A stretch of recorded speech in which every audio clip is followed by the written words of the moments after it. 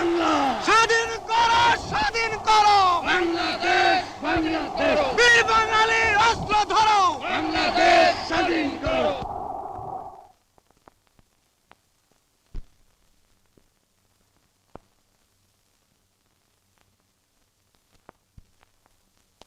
স্বাধীন বাংলার জাতির পিতা, স্বাধীন বাংলার জাতির পিতা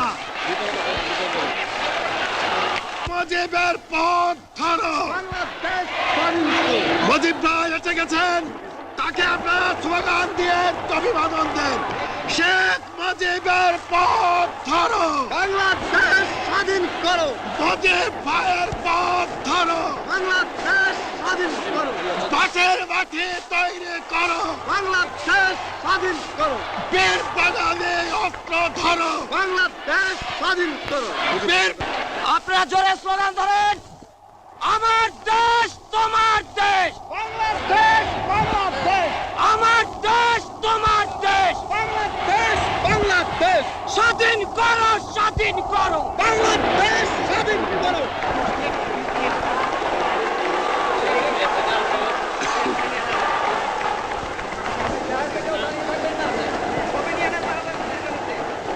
ভাইরা আমার, আজ দুঃখ ভারাক্রান্ত মন নিয়ে আপনাদের সামনে হাজির হয়েছি। আপনারা সবই জানেন এবং বোঝেন আমরা আমাদের জীবন দিয়ে চেষ্টা করেছি, কিন্তু দুঃখের বিষয় আজ ঢাকা, চট্টগ্রাম, খুলনা, রাজশাহী, রংপুরে আমার ভাইয়ের রক্তে রাজপথ রঞ্জিত হয়েছে।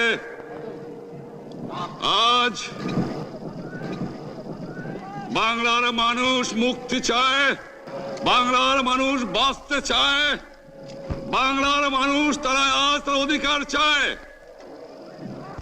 কিন্তু দুঃখের বিষয়, আজ দুঃখের সঙ্গে বলতে হয় 23 বছরের করুণ ইতিহাস, বাংলার অত্যাচারের, বাংলার মানুষের রক্তের ইতিহাস, 23 বছরের ইতিহাস, মুমূর্ষ নরনারীর আর্তনাদের ইতিহাস, বাংলার ইতিহাস, এদেশের মানুষের রক্ত দিয়ে রাজপথ রঞ্জিত করার ইতিহাস।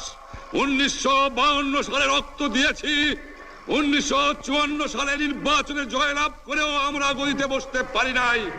1958 সালে আইয়ুব খান মার্শাল ল জারি করে 10 বছর পর্যন্ত আমাদের গোলাম করে রেখেছে। 1967 সালে 6 দফার আন্দোলনে 7ই জুনে আমার ছেলেদের গুলি করে হত্যা করা হয়েছে। 1969 সালে আন্দোলনে আইয়ুব খানের পতন হওয়ার পরে যখন ইয়াহিয়া খান সাহেব সরকার নিলেন, তিনি বললেন দেশে শাসনতন্ত্র দেবেন, গণতন্ত্র দেবেন, আমরা মেনে নিলাম। তারপরে অনেক ইতিহাস হয়ে গেল, নির্বাচন হলো। আপনারা জানেন দোষ কি আমাদের? আজকে আমি প্রেসিডেন্ট ইয়াহিয়া খান সাহেবের সঙ্গে দেখা করেছি, আপনারা জানেন, আলাপ আলোচনা করেছি।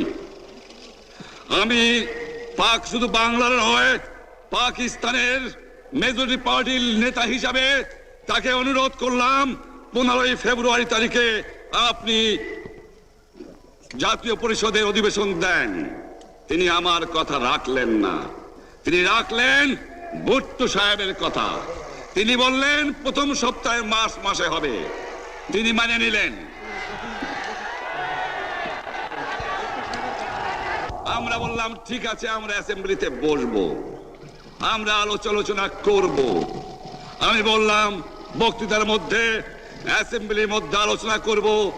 এমনকি আমি এ পর্যন্ত বললাম যদি কেউ ন্যায্য কথা বলে, আমরা সংখ্যায় বেশি হলেও একজন যদিও সে হয়, তার ন্যায্য কথা আমরা মেনে নেব।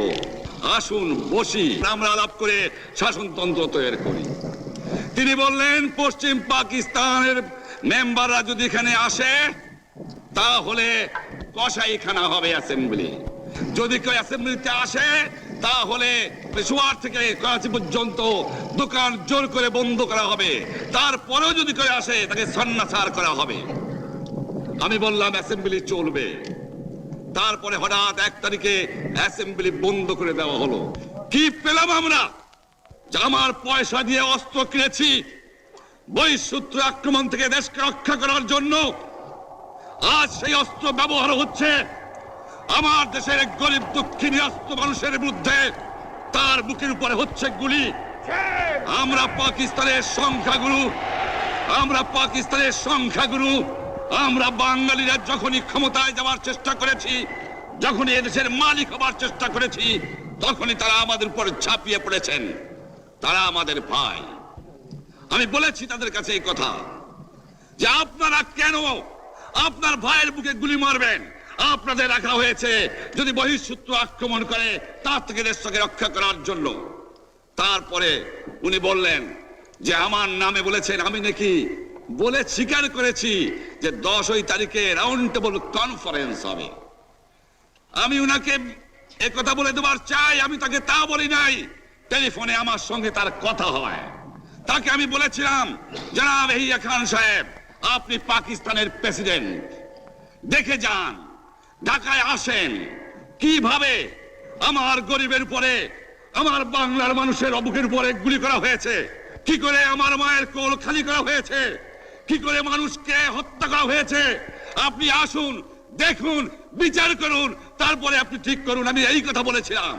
হঠাৎ আমার সঙ্গে পরামর্শ না করে বা আমাদের সঙ্গে আলোচনা না করে 5 ঘন্টা গোপনে বৈঠক করে যে বক্তৃতা তিনি করেছেন এবং যে বক্তৃতা করে অ্যাসেম্বলি করেছেন, সমস্ত দোষ তিনি আমার উপরে দিয়েছেন, বাংলার মানুষের উপরে দিয়েছেন।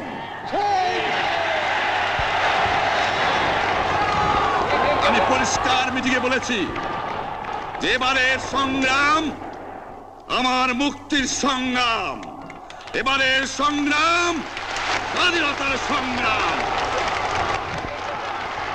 আমার 25 তারিখে অ্যাসেম্বলি কল করেছে, রক্তের দাগ শুকায় নাই। আমি 10 তারিখে বলে দিয়েছি যে ওই শহীদের রক্তের উপর দিয়ে পাড়া দিয়ে আরটিসিতে মুজিবুর রহমান যোগদান করতে পারে না। অ্যাসেম্বলি কল করেছেন, আমার দাবি মানতে হবে। প্রথম, সামরিক আইন মার্শাল ল উড্র করতে হবে। সমস্ত সামরিক বাহিনীর লোকদের ব্যারাকে ফেরত দিতে হবে। যেভাবে হত্যা করা হয়েছে তার তদন্ত করতে হবে। আর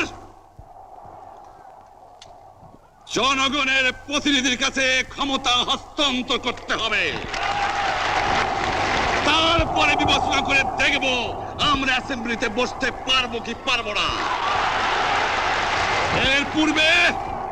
এর পূর্বে অ্যাসেম্বলিতে বসার, আমরা অ্যাসেম্বলিতে বসতে আমরা পারি না। জনগণ সে অধিকার আমাকে দেয় নাই। ভাইয়েরা আমার, তোমরা আমার উপর বিশ্বাস আছে?